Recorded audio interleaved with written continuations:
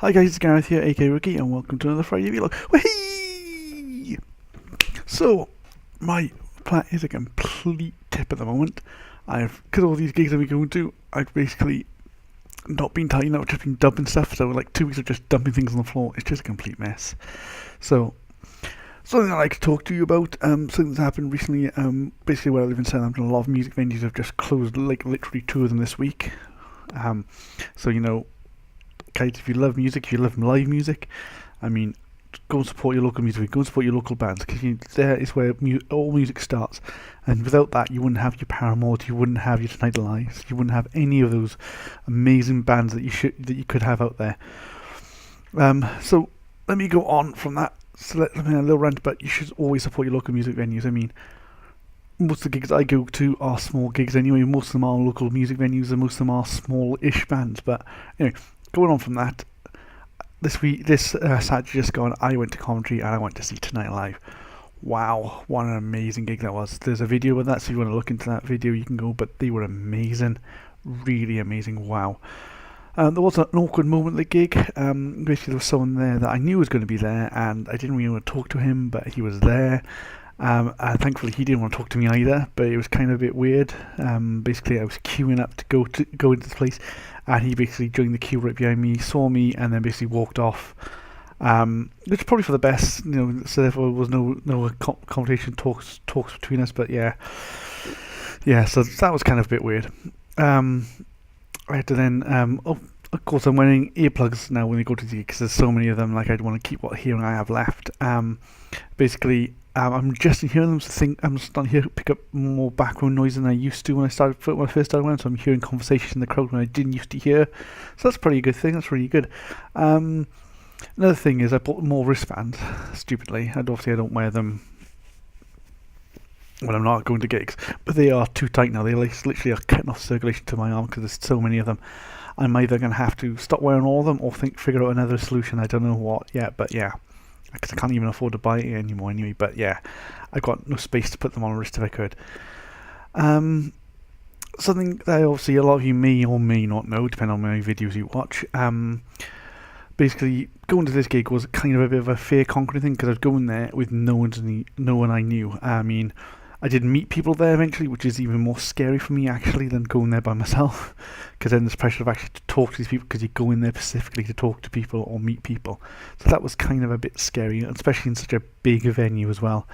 So that kind of scared me. So what I'm trying to do something, scare myself into trying to conquer my fears. I mean, those of you who've probably met me at gigs, those of you who have, should I say, you'll suddenly see sometimes I'm sweating for no reason or my hands are shaking really badly. That's because I'm actually almost in the midst of a panic attack, and I'm just trying to get through the conversation with you. Sorry about that, but that's unfortunately my life. That's my problem. So I'm trying to do things like scare myself. Like a while ago, I went to the gig, which was a day to remember. It was further enough away so that I had to drive there, but it was close enough that I didn't have to get a hotel, so I wasn't drinking, so I didn't have that as a crutch. So that was kind of good. Obviously, on this Tonight Live gig, it was further enough away for me to actually have the crutch of having a few drinks to calm myself down. It's not a good thing to do. You should never do that, but that's what I did. Then there was a pic I found on Facebook, which I then reposted at a couple of my friends. Basically it was a Minion pic, and the Minion pic said, I'm not special, I'm limited edition. And I think that describes me down to a T. So all of you out there, when people make out of you for your weirdness or everything, for your look, for anything, for your taste in music even, don't worry about it. You're just a limited edition, You're just like me, limited edition, and you're fucking awesome. Pardon my language, sorry, I shouldn't swear. But yeah. So yeah, that was really, really good. So then I went on kind of a mini tour then this week. So that basically was one of my favourite bands, Signals. Basically, who I managed to win a test pressing of their 7-inch vinyl. It's incredible. How do I win something like that? Why me? It's fucking awesome. I do apologise, my language has been terrible this week. But yeah, so they were the band I'd gone to see, but they were supporting Area 11, who I was expecting to be really good, but I wasn't expecting to be that good. They were they were awesome. They were really good. I was surprised by that. Really good. So Monday's gig was kind of wow, because I think that's the busiest I've ever seen the joiners. In Southampton, where I go quite often, and basically I've never been there when the floor is like nearly felt like it's going to collapse. The amount of people jumping, it was heaving busy, really busy. So that's basically my Monday. Tuesday, I then went to the second gig of this little tour, and basically I went there wearing my Presto Mico shirt. I've talked about this shirt before, but basically it seems to be whenever I wear this shirt, people come and talk to me. I mean, Presto Mico must be bigger than I actually realise. I don't know what it is, but so I was wearing this Presto Mico t-shirt, and basically, Parv from Aerial Heaven came and talked to me just because I was wearing this t-shirt. No, you guys process that, right? Process that. He came and talked to me because I was wearing a Presto Mico shirt. I know, shocking. I know. Anyway, I'm getting starstruck. Yeah, so that was kind of a bit panicky, and then. Fortunately, I had to go to a meeting on Wednesday, so I basically, after the gig, I didn't stick around and chat like I normally do. I basically shot off as soon as I could. So after both bands had played and everything, it would be nice to stick around and chat to them, because a smaller venue with less people, I might have actually got a chance to talk. Apart from when Parv came and talked to me, but actually talk to the guys from Airline, which I didn't get a chance to do, which was a shame. So I then shot off home. And then basically the next meeting was in Cardiff, and the meeting was in Cardiff finished at 5 o'clock. So I had to get, from 5 o'clock, I had to get to Poole, which is where the next gig was. So I literally got in my car, drove there, found somewhere to park. Now, this is the decision I had at that point. I could either gone in my work suit or get changed and then go. So I decided to get changed in the back of my car. So I put my jeans and my Signals t-shirt on, supporting the band. And then so I got that chain and I ran then from my car, and literally, there's no word like, I actually run from my car to the meeting venue, and I got there just as they were starting, which was fucking awesome. Power language, really power language, because my gym was already going and they were on stage, and then I was just buzzing all the way through their set. It was amazing, absolutely amazing. And if you ever go to Mystic Kips in Poole or Dorset, because there was a debate whether it was in Poole or Bournemouth, it's sort of like in the middle.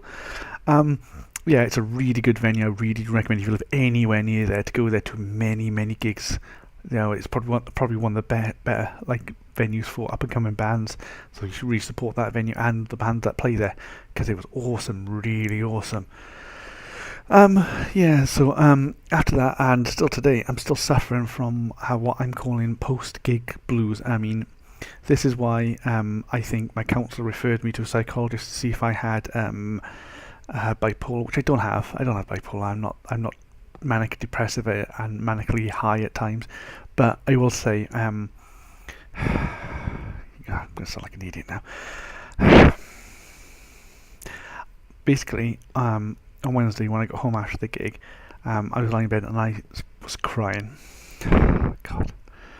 And I know I cried after the Old Sky tour, and now cried after this tour, and I cried a little bit after the Foes tour I did the week before. And I'm not an emotional person normally, but I cry. I was literally crying.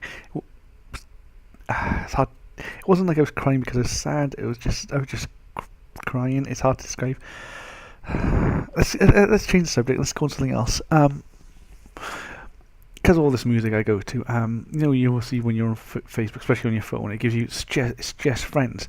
Now, all these people that you suggest are either people in bands or people who are major fans of these bands, which is really weird. I mean, when did my life become music?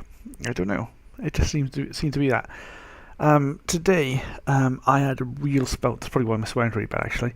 I'm spout a really bad road rage, because people cut me off quite often, right? And I get really annoyed with it, but I just, grunt about it. But this morning, there's a bit in Southampton by the Southampton Maritime Museum, I think it is. I think it's a Maritime Museum. Anyway, coming towards the train station. Now, obviously, the left-hand lane turns to the train station, the other two lanes go straight on and around and follow the road around.